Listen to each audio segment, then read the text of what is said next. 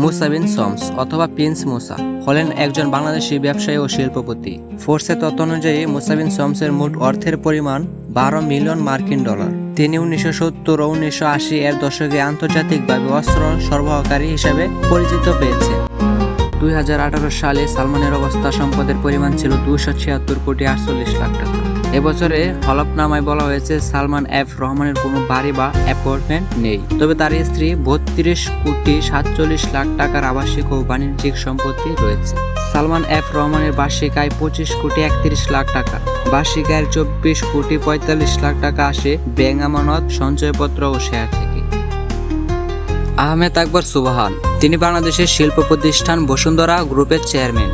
2020 সালের হিসাবে বার্ষিক আয় 100 কোটি ডলার, তারও বেশি হিসাবে বাংলাদেশের শীর্ষস্থানীয় 23 কোম্পানির একটি বসুন্ধরা গ্রুপ।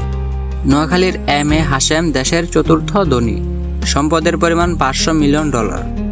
আজমজাদ চৌধুরী, পুরো নাম আজম জাহাঙ্গীর চৌধুরী, তার জন্ম মৌলভীবাজার। মধ্যবিত্ত পরিবারে জন্ম নেয় আজম, বর্তমানে প্রায় 410 মিলিয়ন ডলারের মালিক।